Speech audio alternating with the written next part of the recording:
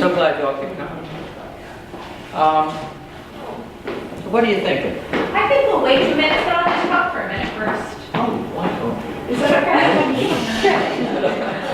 So we didn't want to start quite yet because we think we're going to have a few more people. So welcome. My name is Lisa Dolan, and we're just so pleased to have Jack Gantos here today, along with 74 other great authors who will be joining us at the Hudson Children's Book Festival tomorrow. So before we start, I just want to tell you a couple of things because we have a few people I think it would be good if you met. And one is Susan Simon. Susan, can you stand up? Susan is actually the person who brought Jack Gantos to Hudson. You met her, where did you meet him at? Nantucket Book Festival. And Susan runs the Book Festival Literacy Fund that enables every child in the Hudson City School District to get a free book of their choice at the festival tomorrow. And we just can't thank them enough. So let's give Susan a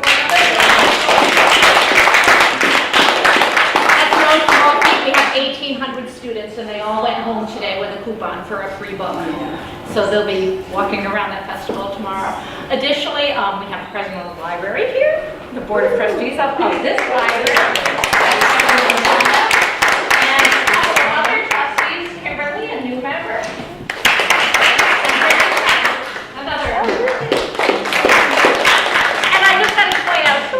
And then I'm going to turn it over to Brenda. But Rose Kent is here. She is also an author of a great book called Kimchi and Calamari, and she was at our very first festival 10 years ago. And in the back is Dan Ugel, who is an author at our festival tomorrow. So I'm going to turn it over to Brenda to introduce our guest. Okay, wonderful. And I think we're going to be having some people trickling in. There's an after school upstairs, so I think we're going to open that door. But welcome to this very special event. It's part of the Hudson Children's Book Festival, as you know, and this is the 10th year. That's what it said on the website. I was like, I couldn't believe it. So I was born here and then left for many, many years, and when I came back, I heard there was a book festival, and I walked in and there were like 5 authors that I have revered my entire, not my entire life, because I'm maybe well, we won't say how old I am. Anyway, I revered them as a school librarian, and so it's very impressive what this community has been able to do, and very much Lisa Dolan has been able to do, and other people who have followed her. It's an amazing book festival. And we're very lucky today to have Jack Gantos, who will be talking about today's journals are tomorrow's literature, and how you can use your writing to create literature. Jack Gantos, one of my heroes, has written books for readers of all ages, from picture books and middle grade fiction to novels for young adults and adults. His works include Hole in My Life, a memoir that won the Michael L. Prince and Robert F. Seibert honors, and if you haven't read it, I highly recommend it. He's also written the Joey Pigsa series. Joey Pigsa Swallowed the Key won a National Book Award finalist. Joey Pigsa Loses Control was a Newbery Honor book, and his book Dead End in Norvelt was the 2012 Newbery Medal winner and the Scott Odell Award winner for Best Historic Fiction. I had to read all that because I couldn't memorize all those awards. So we're very honored to have Mr. Gantos with us. Thank you so much.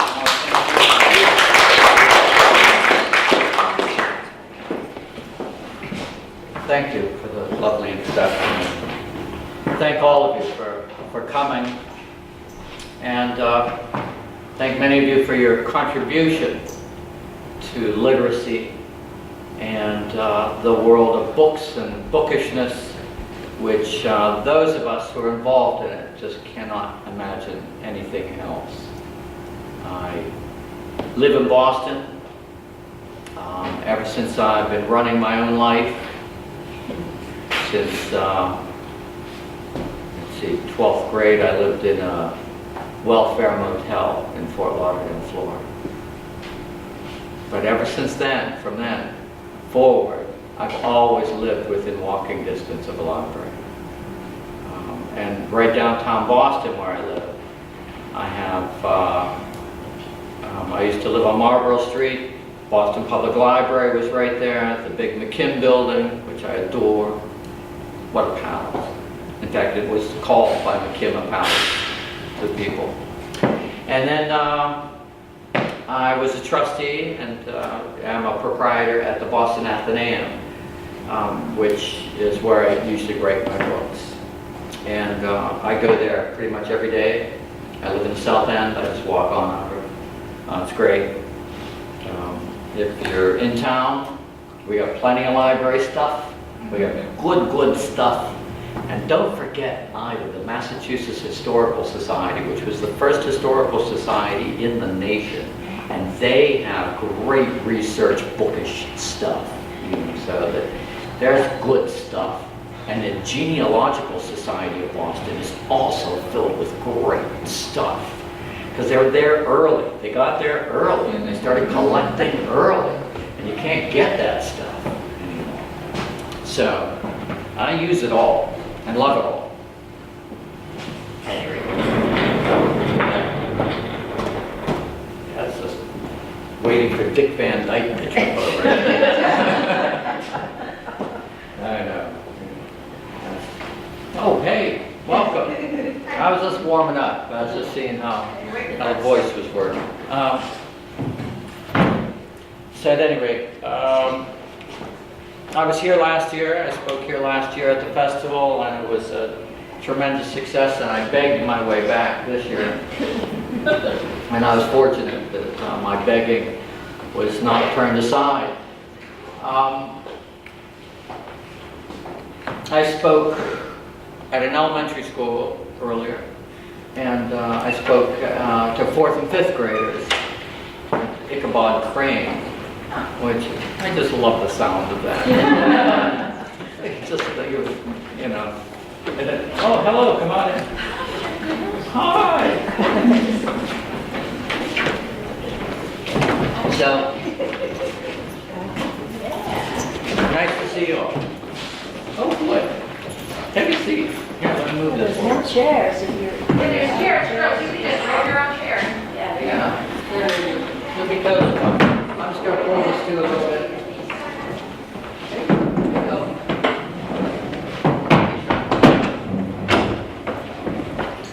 Can you, I know you got a pretty tight angle on that screen. So are you okay? Yeah. Are you sure? Okay, I don't want you to miss out on anything really fabulous. Well, if I think you are, then I'll just pull you over.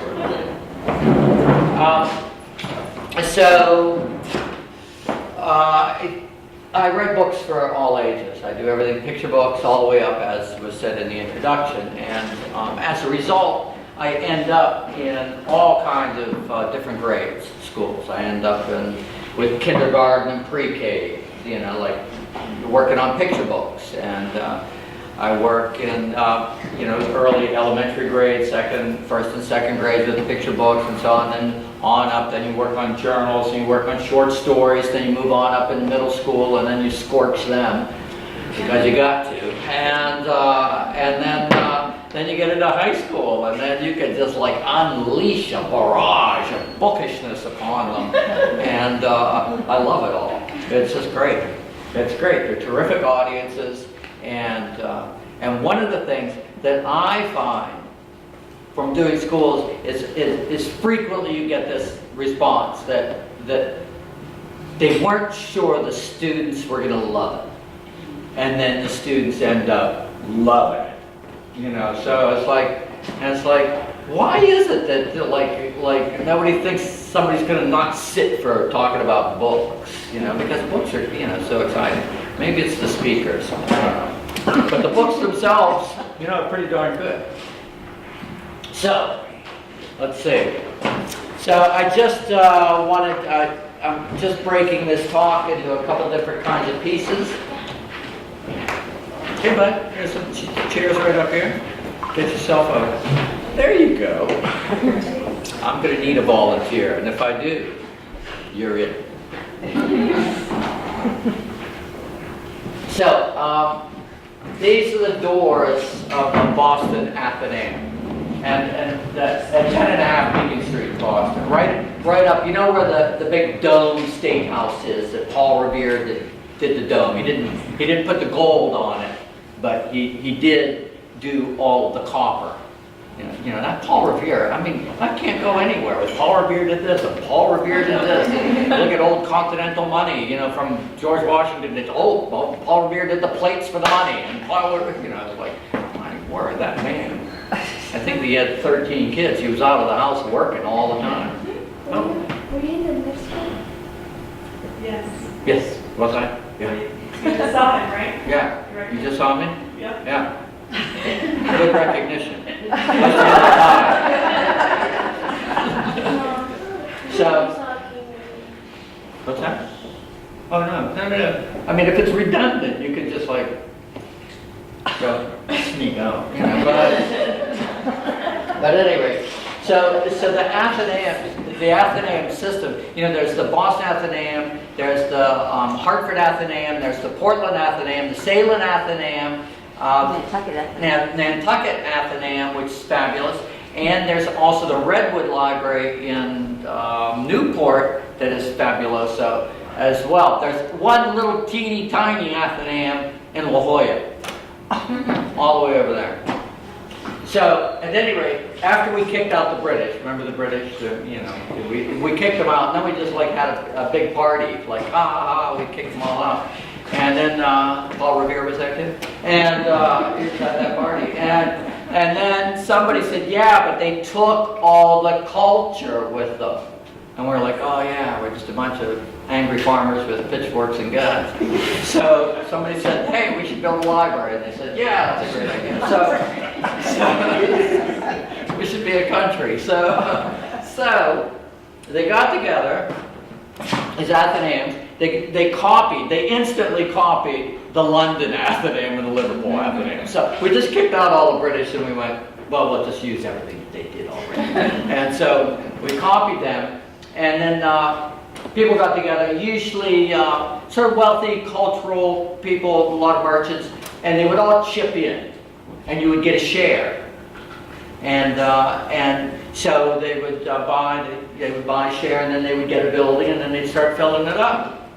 So in the Athenaeums, like at the Boston Athenaeum, that's where the symphony started. That's where the Museum of Fine Arts started. That's where the aquarium, they say, started. That's where they collected engineered instruments. And then eventually all of those other collections needed their own buildings and so forth.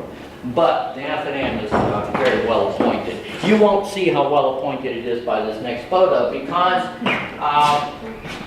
but this is, I walk these steps up to the top floor. The 10th floor is the writer's floor. We call it the scriptorium. But they don't have, there's no cell phone use in this library, which I love. I absolutely adore it. And I caught some girl standing right there on a cell phone yesterday, a new member. I said, pardon me. We have rules in this library. If you don't want to participate in the rules, we also have a front door that you can walk out. And that's where that's where I make all my calls, on the sidewalk in the front, you know. So. And she looked at me and said, oh, this one's really important. And I looked at her and I said, yes, that's what everybody says. Their phone call is the most important. I'm that guy. So at any rate, so I go up there, climb up there. It's like free writing as I'm going up. And I love it. I love climbing up there. And also I know I'm going to be sitting down for 8 hours. I don't take a lunch break. I go in and that's it. Boom, I'm done. I'm there. 2 hours of first draft writing, 2 hours of second draft writing, 2 hours of reading in the middle of the day when your brain is still sticky and the words actually penetrate. Because when you read just at night, bedside, which I attempt to do, I read the same page like over, night after night after night. I'm like, have I read this page before? I'm not so sure yet. So I read in the middle of the day, and then I usually do about, I would say, 2 to 4 hours of rewriting in the afternoon. And that's almost my favorite part of the day, because I love rewriting. I know that it's like you say rewriting to some people, and they're like, oh, now you spoiled the whole thing. You know, I thought it was you just open your notebook and Genius pour it out and you typed it up and that's a book. No, I probably do about 100 drafts per book. So, yeah. What do you like to read? I read everything. I read everything right now. Right now I'm on a Fleur Jaggi kick. She's this Swiss writer who writes in Italian. No, she's brilliant. She's absolutely brilliant. So I just ordered all of her books. I have a whole set of her books coming. So, at any rate, but in this library they have everything. So, at any rate, so this is the top floor. This is mostly Civil War lit up here. So you can check these books out. These would be books that would normally be in any other library's special collections behind locked bars. But I mean, it's an incredible collection. That's Mr. Bowditch. So I don't know, you have a motorboat club here, right? And I'm sure some of those guys have been out to the real oceans. And if you've ever been in a boat and it went out and then it came back to the same port, thank this man, Mr. Bowditch, because he's the latitude, longitude guy. He wrote the handbook for the old Navy, and it's the same handbook they use to this day, Mr. Bowditch. So we love him. He's at Mount Auburn Cemetery, and that's the maquette for his bronze. Anyway, I'm usually up here. I love the balcony seat. Because from the balcony seat, you can look into everybody's computer. And like who's on the Barney sale or who's actually working. So, and also, like Moby Dick just happens to be like my favorite all-time book. And I love it. My house in the South End where I live is 1850. He was writing it during 1850. It came out in 1851. Every time I stand in that front part of the room, I'm like, Melville is working right at this moment. And then, so when you're up there, you're like Captain Ahab up there. You're like, watching the whole thing. Going after the white whale, which would be the manuscript. And then just a basic desk setup. Now, a lot of times when I'm showing this sort of material, I'm showing it to students because I'm not only am I talking about the value of libraries and the value of books, but I'm also talking about the value of getting yourself set up so that you actually look like, feel like, act like a writer. So that, if you have a room, you should have a little desk. And that desk should be set up. And that setup should stay set up. I mean, my mother was like, she always dusted with her glasses off. I mean, anytime you had anything on a flat surface, boom, it was gone. I mean, you go to school, come back, did you see that notebook? No, what notebook? What went out with the trash? And then, that's why, this is my first journal ever. My first one. You know what's in here? Butterflies, baseball cards, stamp collection, all the ephemera of life, which people think is worthless, I think is absolutely memorable and just so valuable. And even as a kid, I love this one. That's a juicy book. So I have all kinds of stuff. And I love the stuff of it. I mean, we have an old shop in Boston on Bromfield Street, Bromfield Pen. I go into Bromfield Pen at least once a week. And I'm looking for stuff, looking for good stuff. And they have great good stuff. It's about a 1908 Schaefer pen that had never been used. It's not even plastic yet. They haven't even invented plastic yet. They just have, it's rubber. The pen is rubber. What a... I just sniffed it like a cigar. So good. Oh, I'm sorry. Hold on. Now, I love pens. So I just traded two Parker 31s and a 1945 vacuum-out Parker and another pen, a Nakimi, for that Schaefer. It was a good deal as far as I was concerned. This is the Moore. So that book, Writing Radar, all the illustrations were done with this 1930 Moore with a split nib. So when you go around the corner with that nib, it opens up just a tiny bit, and you get a really great hand out of that. You get personality out of that line. And so when you're writing with it, God, I would never throw that in. And these are a couple Japanese 829s. That's a Mont Blanc. I had a girlfriend who gave that to me. That's a 146 in 1982, and I still have the pen. She's elsewhere. And this one is the best. This is a military clip Schaefer from, I would call it the 20s. So that was my very first pen. And you know the junk drawer at home? There's always one junk drawer. It was usually in the kitchen, around the kitchen, junk drawer. I love a junk drawer. And I don't have one in my house. I got to talk to my wife about that. The value of the junk drawer. And but at our house we had one. And I was going through it, and I found this pen, and it has my grandfather's name engraved on the side of the pen. And I said to my dad, I said, "What's this?" And he said. And he dropped into that spooky movie voice. "Let me tell you about this man." I'm like, "Whoa." So he said, "This was my father's. He was a pharmacist and a doctor. He got a call late one night. We were living in western Pennsylvania, or from that part of the world. And so he had to go out on a snowy night in his brand new Chrysler and help heal somebody.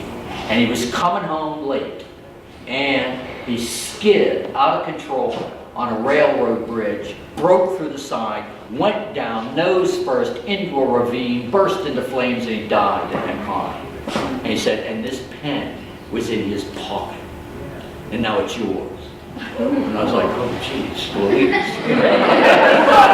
Like, what am I going to do with this? So I was like, okay.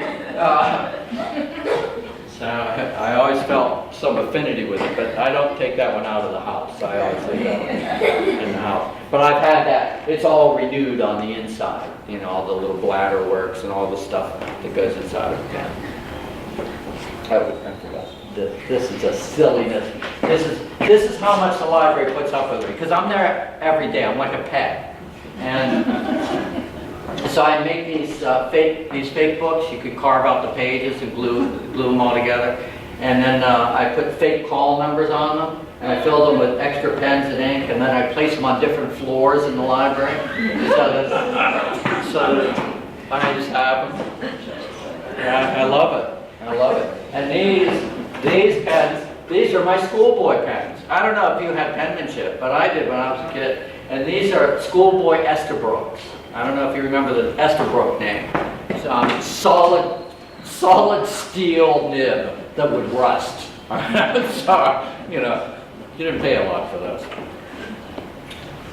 But I love them. And journals, there's all kinds of journals. I probably have, I write all my books by hand first. In journals. These are like little travel journals, speculation journals, novels that you think of, like fantasy novels, like you just think of it, and then you start it somewhere and it sort of peters out and you're not sure, but you already have a project you're working on. So you just catalog them in these little books. And then eventually you go into like a shoebox full of these, and you start picking through and go, "Oh yeah, that's a really good idea. That'll be the next novel." So you're constantly filing away your ideas instead of throwing away your ideas. Anyway, so Western PA, we didn't have kindergarten. Like, there was no such, I don't know, I guess I'd never heard of it. And it was just digging a hole in your grandmother's backyard, for the first 6 years of your life, and then somebody taps you on the shoulder and goes, "Hey, there's a school down there, maybe you should go." And so, staggered on down, and Mrs. Niederheiser taught us how to read. And it was just remarkable, absolutely remarkable. And so kind, because I was in the Bluebird group, and the Bluebird group was the slow reader group, but you were just a Bluebird, you didn't know, like the Robins were always like the fast ones. Now they just look at you and go, "You're slow." Oh, thanks. The kindness drifted away. So, we talk about, at that age, picture books. And the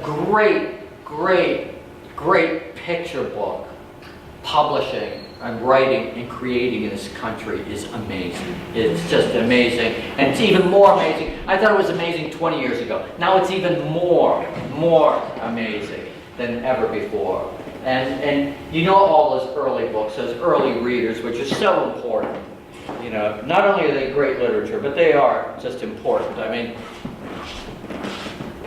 I was emceeing the Eric Carle Awards in New York recently, and one thing or the other. But I just stood up there, at the podium, and I went, brown bear, what do you see? I see a red bird looking at me, and everybody knows that. Every parent, knows that book. And it's one of those things that, for really young, even pre-reading, almost pre-talking, it's like the rhythm gets in there, the colors get in there, the shapes get in there, and it's so good. And hop on pop, and go dog go, big dogs, little dogs, green dogs, blue dogs, do you like my hat? No. There's that character who goes, no.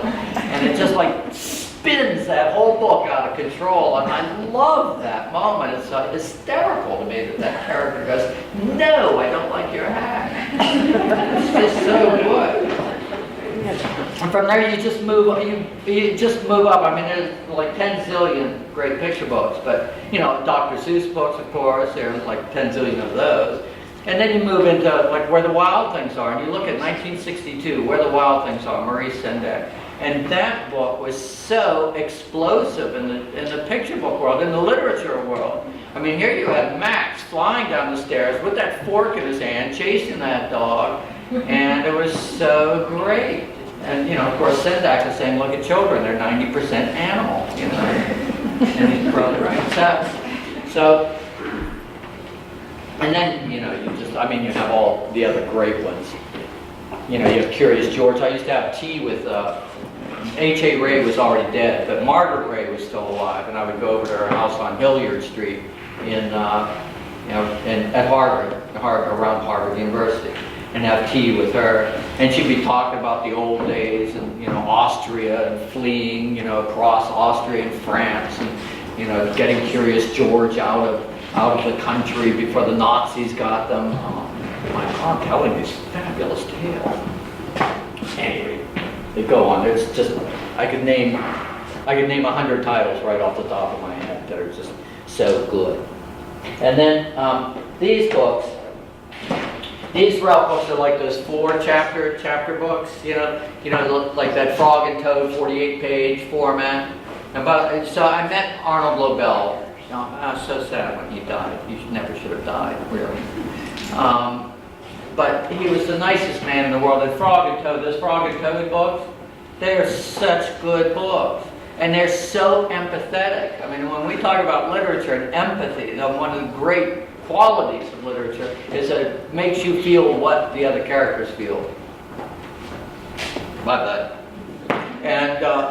And Arnold Lobel was like that. I mean, there's nobody that can't read a Frog and Toad book and go, Frog is sad, Toad's sad, I'm sad. Frog is happy, Toad's happy, I'm happy. I mean, it's just the transference of empathy from the character off of the page into the individual. It's like some absolutely remarkable magic that works every time with a good book. How you want to miss that, I don't know. And you get a little older. My dad was in the Navy, so we ended up in Barbados for a while. I was outgrowing my clothes awfully, I mean really. Like wearing Tom Brown shirts before Tom Brown. So, anyway, I went to British schools, and I have to say the British schools were incredible.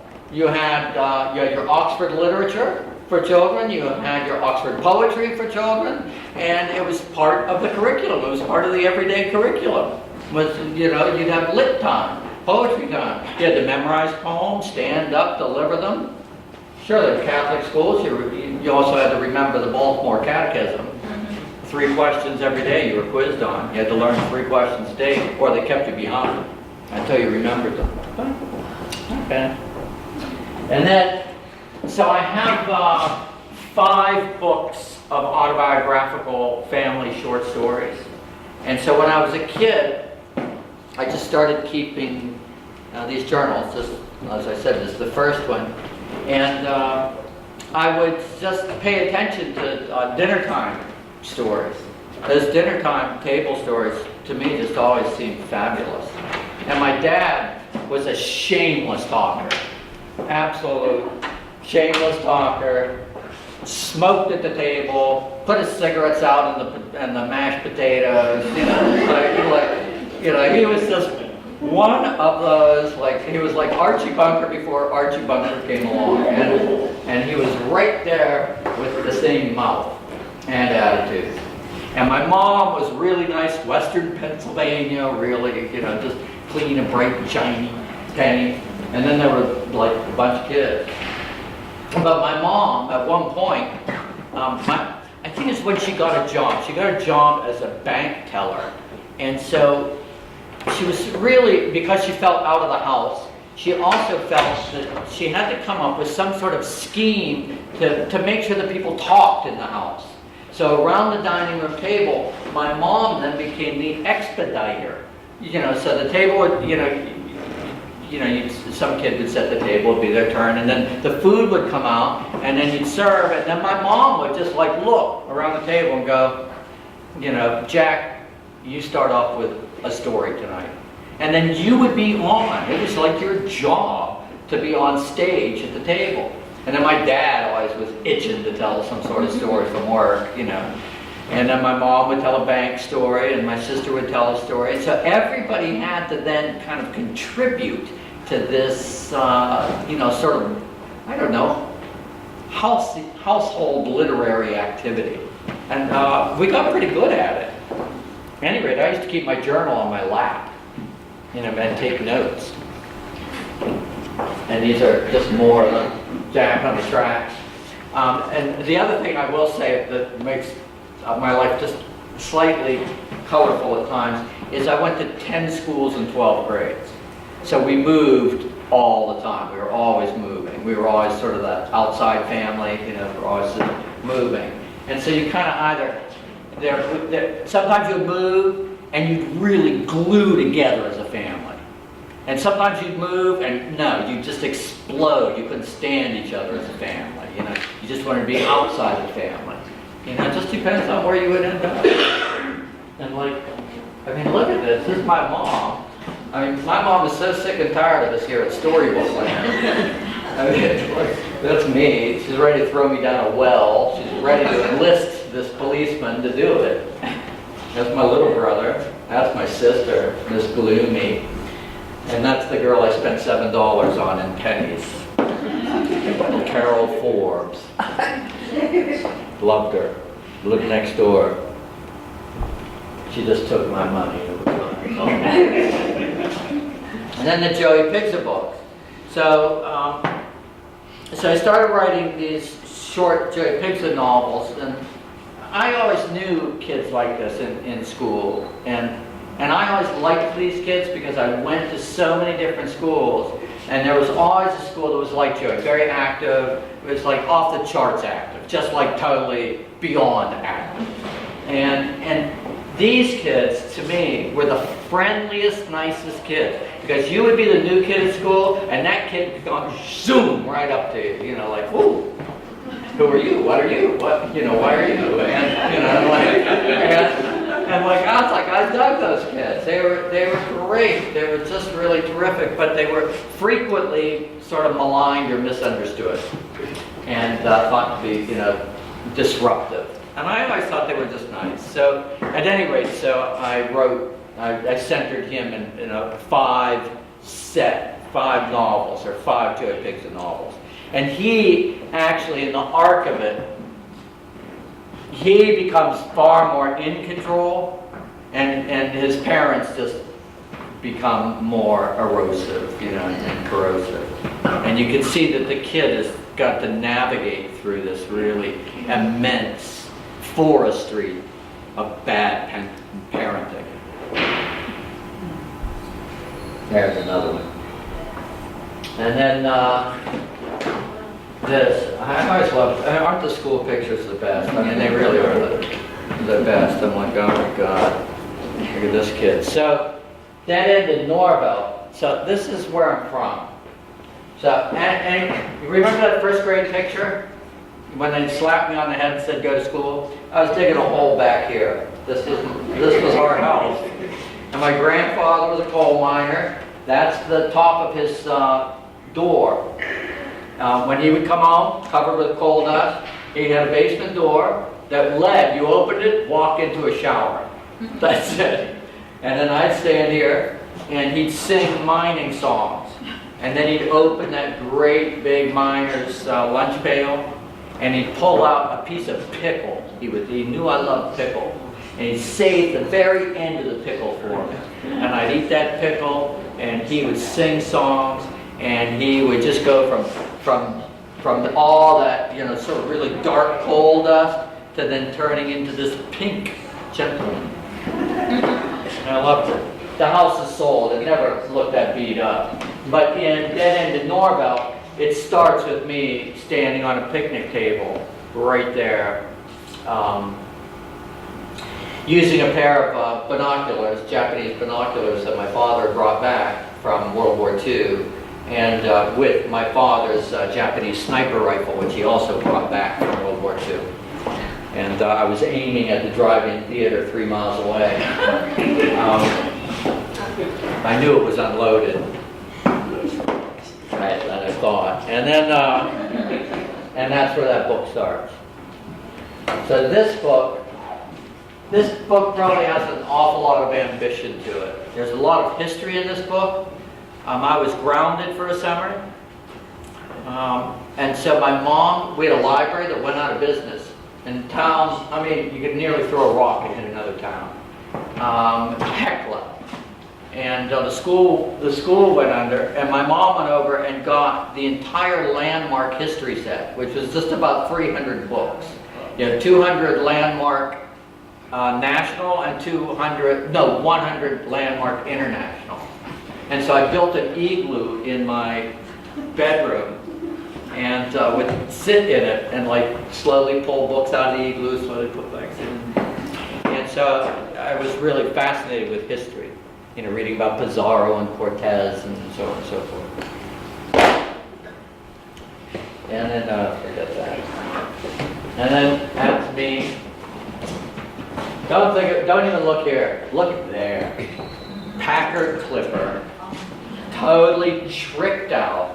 These clippers were tricked out. It was like Melville had designed the car. It was like it had portholes for windows on the back side. The steering wheel was had the little knobs on it for on a sailing ship. Everything was nautical about this car. I loved it. Traded it for an Oldsmobile. Broke my heart. More family stories. More family stories. This one. I'll just give you a taste of this one. So the first one, we just had this run of tragic pet stories. So it was the three Bobos. We got a Cocker Spaniel named Bobo. And because Bobo was a famous clown, my sister named him after Bobo the clown. And so we was in our backyard sleeping, and an alligator came out. We lived on a canal, and anyway, took that dog away. So we were really sad. So we got Bobo number 2. But Bobo number 2, these are all Cocker Spaniels. Bobo number 2, not very smart, standing in the middle of the road watching cars go by, and didn't last very long. So Bobo number 3 was an outside dog, and Bobo number 3 was a hole-digging dog. Turn your whole yard into World War I battlefield. And so, anyway, he dug a deep hole in the backyard, and he ran around the house just bragging about it. Just how he was glorious about this hole. And he fell in the hole and broke his neck. So we buried the dog in the hole he dug. So, and my dad said, this dog is so dumb he dug his own grave. So which I immediately memorized and wrote down. But at any rate, at that time as well, I was also in junior high. They didn't call it middle school, it was junior high. You were in the dominions of your different no man's land, basically, junior high. And I had shop, and I had to have a shop project. So I decided my final shop project was going to be a coffin for Bobo. And I remember the shop teacher saying, no, I'm not going to pass that. And I was like so determined, I'm going to build a coffin. So I built the coffin, and anyway, and so it was a little late because Bobo had already been buried. So then I had to dig Bobo up and put back in the coffin. And that wasn't very good. And I did it at night because I knew my parents would really call the police on me because it was so gruesome. And then my shop teacher, another week later, went, okay, if you bring that coffin back, I'll give you a raise. And so then I had to dig him up again. Bring the coffin, and the coffin was ugly smelling, and so I had to put it in trash bags. And I remember tying them up. So the teacher was like, "Okay, whatever, get out of here." Then I had to dig it up and bury him again in the coffin. It was a 3-dig job. So, I remember when my parents found out about that, my mother was horrified. She really thought I was sociopathic, and I probably was. Remember these pictures? You start getting into the pictures where you realize you are faking it. You are so faking who you are. And look how smarmy that is. It's so smarmy. And I was like, ah. And right after that is when I went through a period, and I could see it in the photograph, because I was so distressed with myself. I was disgusted with myself. I just didn't like myself at all. And we lived next door to the Pagoda family. And Gary Pagoda, who was maybe 18 and in 8th grade, his whole outfit, this is Fort Lauderdale, Florida, his whole outfit was a pair of X15 Tom McCann shoes with real horseshoes, nailed to the bottom of the heel. So the horseshoes extended around the heel because they're bigger than the heel.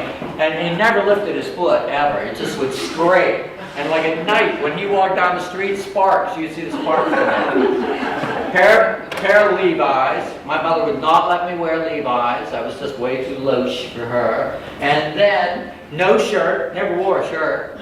And he wore a black leather jacket. And greaseback red hair. That was it. That was Gary Pagoda completely. And I was just like, I've got to be him.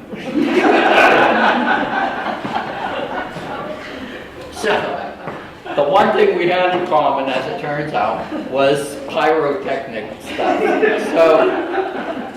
So Gary Pagoda taught me this one game, which was genius. It was part of the Gary Pagoda 5-game Olympics that he invented. Now you have to realize this is a man that did nothing but inflict pain on other people.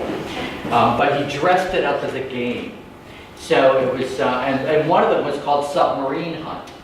And so they had a swimming pool. So you would, this would only work at night. He would pour 5 gallons of diesel fuel on the pool and set it on fire. So the whole pool would be aflame. And then he would make me and his brother, Frankie, dive into the water, and we'd swim under the flames. And the only thing I can say that is exceptionally beautiful about this story is that when you turned over and looked, you could see the underside of flames. You never see the underside of a flame, right? You always are looking down on a flame, but oh, it's beautiful how they just rise up. And until, as you're marveling at the beauty, Gary Pagoda is standing on the diving board throwing cherry bombs and M80s into the pool because he's blowing up the submarines, which you are. And that we built the electric chair, built the Gary Pagoda electric chair, which resulted, I got shocked so badly sitting on it. It was a little chair with chicken wire on it and leads. and he would wet it so you would get a really good shock. And my mother, I was in my bedroom once, and my mother came in from doing the laundry, and she had my little white jockey shorts, and it had that chicken wire burned pattern in the underwear. And she just held it up, and she said sadly, so it was so sad, and I really empathized with it. She said, "I don't know what you've been doing, but please, whatever it is, stop it." I was of two minds. I'm like, "Oh, that's so great." I should stop it. But it is great. The human catapult was another one. That ended up in trouble. Anyway, that's 10th grade. More fakiness. But in 10th grade, we had a very unfortunate murder-suicide in our high school. And it was not very popular in, let's say, 1966 Fort Lauderdale for two young ladies to have an amorous relationship. And when it was found out, they were just doggedly abused by that school. And none of the adults stood up for them. And then the one girl who was my lab partner in 10th grade biology class, her father was a policeman. At any rate, it got so bad, the abuse got so bad. I mean, they allowed church people on the grounds with bullhorns to call them vicious names when they got off the bus in the morning. And at any rate, she got her father's service revolver, and then she shot her partner, not at school, off ground, and then killed her, and then tried to kill herself, and the bullet hit and deflected, and they found her unconscious. And then they sent her away to a mental institution for 6 months, and then they brought her back to the same school, and then she lasted about a week of that kind of abuse before then she was gone. So I don't know the end of the story, but I keep trying to find her, but I can't find her. I love Curse of the Rumbaugh. Remember the fabulous American eugenics movement that led to social Darwinism that, of course, people in this country loved. The Germans loved. Davenport was the head of it in the United States. And Davenport and Hitler would have letters back and forth. And Hitler was like, I love that eugenics stuff, and they're all about it, it's all about white superiority. At any rate, my twin uncles, Abner and Adolph Rumbaugh, had won the Fitter Family Contest. In the 1920s, they used to go out into the countryside, the American eugenics movement, all these country fairs. And you know how they judge cows, and judge dogs, and judge lambs, and judge ducks. Judge all farm animals get judged, right? Like, oh, this is better, this is not quite good, so you should breed this one with this one and get it better. And so they use that kind of thinking on families. So you would take your whole family out there and they'd measure your cranium and they'd look at your background. Naturally, Germans were the ones winning everything. And so the Rumbaughs, I'm part Rumbaugh, Abner and Adolph Rumbaugh were identical twins. And the eugenics movement had a lot of attitude but no science. And so what they wanted to do was experiment. This is like pre-Mengele on twins, and they believed that if you were white twins and they separated you and they took one, separated and put one with a coal mining family and one with a good family, a high-end family, that they both go to the top, no matter the circumstances, because they had the right stuff on the inside. They'd all go up. And so the father gave the twins guardianship to the American eugenics movement. And it took the mom, mom went out and got Pinkertons and finally got them back and moved away from that family. At any rate, they became pharmacists and she just had them pinned down. They couldn't go out, they couldn't date, they could go to church and school. and ran the pharmacy. It's still there. At any rate, so when she died, they didn't know what to do. They really just didn't know what to do without their mom. And so they taxidermed their mother. So they did a complete taxidermy on her. They did not mount her on the wall. They mounted her a full body. They had a little plywood sheet that they painted like a little rug and wheels. Now, and this I never saw, but my mother used to work as a teenager in the cosmetics department of the drugstore and had seen the taxidermed mother. Now, this was the moment I thought my mother needed assisted living, when she was telling me this story. But as she told it to me, I had my journal on my lap. And sure enough, eventually though, we don't know what happened to her. It's a mystery what happened to the mom. So that's my mugshot of me trying to look like Che Guevara. Yeah. Because, you know, you can tell how big and muscular and powerful I am. And when you go to prison, size matters. so I was like, okay, how about attitude? Does that matter? You know, so anyway, got right out of high school, was supposed to go to University of Florida, drove up to University of Florida, it looked just like 12th grade. You know, it was like, oh, the same dang lousy school. And so I didn't go. I mean, University of Florida was just another football team with a bunch of, you know, people in the stands. And that's what my high school was, the same thing, you know. So I thought, oh, I'm so smart, I'll just write books on the side. So I moved down to St. Croix in the Virgin Islands where my parents lived and had a construction company and worked. I didn't get any writing done. You know, right after all that work in the sun all day, have a couple drinks. And so, at any rate, I met these nice British people. And they had a boat with 2,000 pounds of an illegal substance on it. And they asked me to sail it to New York City, to Manhattan. And I thought, oh my God, my ticket is coming. Sure, because they're going to give me $10,000. Do you remember, I don't know if you remember this, but if you remember like 1970, $10,000 in cash was 4 years at Harvard. I mean, that's really hard to believe. I mean, my daughter's tuition at NYU right now is enough to make every relative I have cry. So, at any rate, I said, yeah.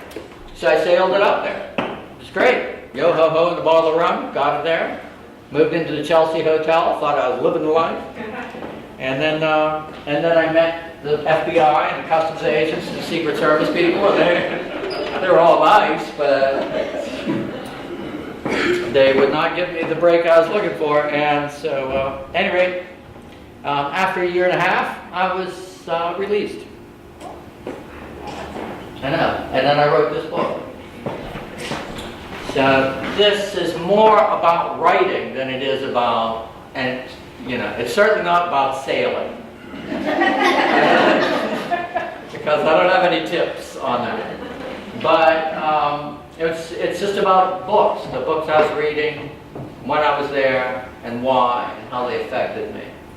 And then once I got out early because I paroled. I was a little bit clever. So I was in, and I applied to college while I was in, and I got accepted to college. And then I took it to a parole officer, and they let me out to go to college. So I went right from a cell to a college dorm room, which basically is nearly the same construction. And then that Rotten Ralph, that first Rotten Ralph book, then that was published 2 years later. So I was like, when I got out, I was like shot out of a cannon. You know, I was like, okay, enough of this malarkey. This is not going well. I'm not suited for the criminal life. And get back to the books. So I did. So I went to college for creative writing. And I went to Emerson College in Boston and got a BFA in creative writing. So by the time I got out, I had 3 published books. And then they hired me, and then I was a professor of creative writing there and started their master's program in children's books and children's creative writing, and taught there for 20 years. And then I was falling behind. Teaching, to teach and teach well is a big job. And as anyone who's ever taught knows. So it was just hard to keep up. So I was falling behind. So at any rate, I took a leave of absence, and then I started writing 2 novels a year, and then I wrote my way away from that job. So at any rate, so this is the new book. It was a long lead up to this book. I'm so sorry. Probably, yeah, I did. Eat up all the time. But let me just quickly give you this. So at any rate, so I figure I'm getting, old. I look old. At least I look old to myself. And so I taught a lot, I teach a lot, and so I thought, why don't I take everything and just put it in a book?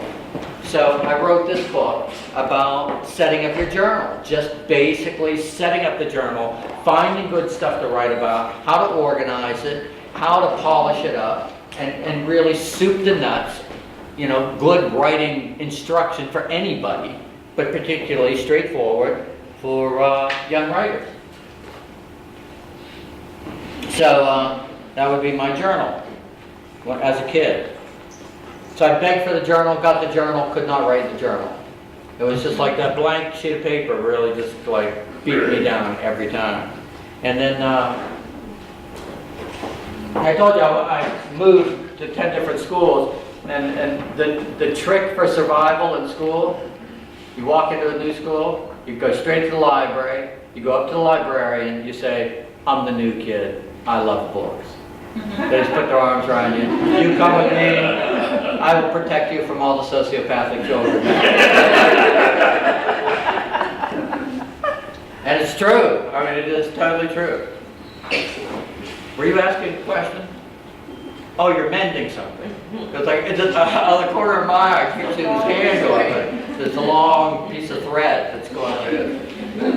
So at any rate, so Louise Fitzhugh, who wrote this book, who I love her work anyway, but Harriet has a journal.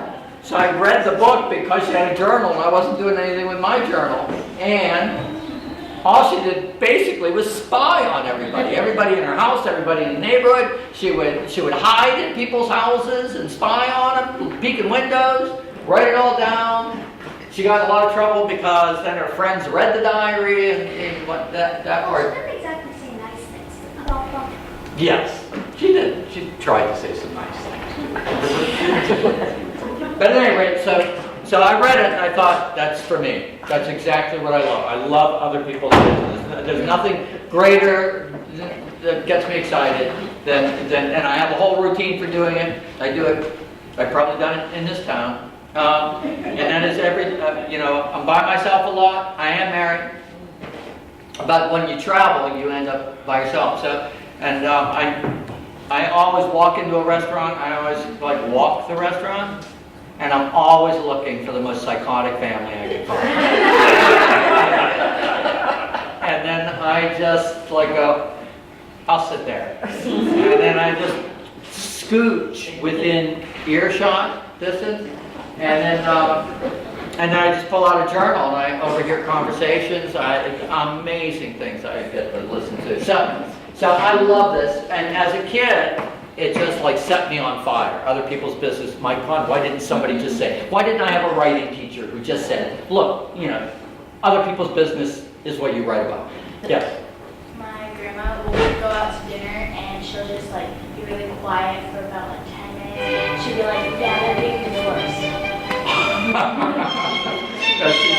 She's got the ear on the next table. I love that. So you know that little paper placemat they give you? Fold it up, cut it open, and it becomes a journal. Instant. Walk out, a meal, a drink, a journal. So this I did as a kid. Did you ever find out where your book's going to go in the library with your name on it? You're going to go down to the PZs, or the PSs, and go over there and stick your hand in there. And, make a promise to yourself, I'm going to write a book, and it's going to go right here. Find out who your company's going to be. It's Galdone on one side and George on the other. But on the George side, it's good. It's My Side of the Mountain, which is a great book. So, and years later, I ended up going out to dinner with her. And I was like, let me tell you a little story. I stuck my hand and told her you were there. She was like amazed. I was like, yeah, I was that night. And then that journal. At any rate, so I got the journal, that's me, and then, boom, this is my first Harriet the Spy map. So this is the Pagoda family. That's the pool they set on fire. Mr. Pagoda got on the roof during the Cuban Missile Crisis. This is Fort Lauderdale. And painted an atomic bomb target on the roof. And stood up there and went, come on, Mr. Castro, if you're any man at all. Oh, yeah. These are people my father could, you know. I mean, we would sit here, he'd look out the window and just see all kinds of nonsense out there. And then, at any rate, they made money. This killed my father. I thought my father was going to die because Mr. Pagoda always said he was an inventor. He never had a job. And my dad would just go, there he is, there goes the bomb. And he'd go, no, I'm an inventor. And he did. He invented something called the Pagoda Pet Pad. And you know when finally all the kids leave the house, you know, and you decide to take the living room and turn it into like Shangri-La, you know, and you get the white mohair carpet, the white mohair and cashmere couch of your dreams. Everything is white and perfect. It just looks like when you step in, it's heaven, you know, but then you're still stuck with a lousy dog, you know, the one that wants to track everything in. So he invented this little pad that you plug it in and it has an electrical charge in it. So your dog figures it out. Pavlov's right. So, you know, like the dog's like, oh, there's heaven. And then steps on the little pad, zap, you know, and like, whoa, that's smart. We're not going to do that again. And so they made a lot of money off of this product. And then they lost it all, which put a smile back on my father's face, because Grandpa's pacemaker did not quite necessarily work so well. And little crawling tots, you know. Let's go visit Granny, zap! You know, so they got sued out of all their money. I know. It's like the rise and fall of Pagoda. That dog could be airplane crash in the neighborhood. That was a kind of a story. My 2 airplanes in the sky. My little brother shooting like at them, bang, bang, bang, bang, bang. One was a World War I biplane, the other was a camera plane. They were filming, and it goes bang, and they collided. That plane came screaming down out of the sky. I was standing there. I saw it come down. The pilot, Johnny Foyle, we knew him, pushed himself out of the fuselage. One wing was already off, and then the other wing went boom, just as the chute started to come right around. And then boom, blew up right there. And that was that. And somebody stole his wallet before the ambulance could get there. I wonder who that could be, Gary. Unbelievable. Whether he did or not, nobody knows. But the whole neighborhood was like, there's only one guy around here who is that low. I don't tell kids to draw their entire neighborhood anymore because sometimes it's not great to stand in front of some stranger's house drawing it, because strangers these days are strange. And so I have them do their own home. Start with your own home. Walk slowly, room to room. And ask yourself, what took place here? What took place here? I threw up on the living room wall over there. The cool air chair, we didn't have air conditioning in Florida. As soon as the parents would leave, I'd open the refrigerator door, pull up a chair, sit on it, stick my feet inside the refrigerator, read a book. You know, broken arms. You know, all of that kind of stuff. And so what I'm basically saying in this book, because it's journal driven, is, and it's in first person, write your stories in the first person. It's the voice of authority. Give yourself the voice of authority and write about what you know about. So these maps are the first part. They're visual. You don't even have to start off by writing. You just have to start off by collecting the stuff you already know about. and draw it. And I mean, this is the best I can do. You don't have to be Michelangelo. Make lists, make action word lists, but make this side, I really insist upon, is because, when you write a good book, like when you read a good piece of literature, half of it is the interior lives of the characters and the other half is the exterior lives. So if you don't have a vocabulary for the interior lives of your characters, everything gets, boiled down to a couple good words. Like, how are you? Great. How's everything going? Great, great, great, great, great, great. I had a great experience. Yeah, I'm sure you did. It was all it was great. When it could have been confused, proud, curious, bored, loved, jealous, panic, it could have been nuanced. And so, come up with a vocabulary that fits that. Then take your same match and put together the strongest emotional word with the action. And then you have the core of a story. You have the action line, you've got the emotion line, you've got those two things glued together, and now you can really drive that right through your story. And then after that, you get a first draft. Well, you know what I do in the library, but for young writers, I'm not trying to flog a young writer. I'm 10 minutes a day, 10 minutes a day, 10 minutes a day, 10 minutes a day. 10 minutes, you'd be so surprised how much you can accomplish in 10 minutes. And let it be the mess that it wants to be. It's not about penmanship. And then, once you get that first draft, then by the second draft, now you're raking through the really fabulous material from your first draft, and you're doing beginning, middle, and end. Character setting, problem goes to the beginning. Action, building, crisis, right to the middle, resolution, physical and emotional ending. And you always have a double ending to any good story because you have the physical line and you have the emotional line. And you've got to get an ending for both. And then I just go into some focused rewrites. Point of view, structure, physical, emotional, theme, dialogue, descriptions and right words, review, and then they rake out all the words that don't count. And that's it. So that's how the book is boiled down that way. In the book itself are lots of stories. Stories that lack emotion. Stories that have wonky action. Stories that, by example, will give you a sense of a story that kind of fails and why it fails. And then there are stories that prove themselves, I think, to be solid. And then for me, that's the worst day in Boston. It's like, get closed. I remember when I was standing there. I called them. I said, "Are you open?" I mean, it's a blizzard, absolute blizzard, a blinding blizzard. "Are you open?" "Yes, we're open." "Great." I put on everything I own. I go outside, boom, boom, boom. I walk through the public gardens. I'm walking across the Boston Common. The wind is just blowing. It's like, all I can think of is like the Battle of Leningrad, Nazis killed every 7 seconds. Go, go, go. You can make it. Nobody else around. Nobody in sight. Nobody, just me. Plowing through, chest-deep snow.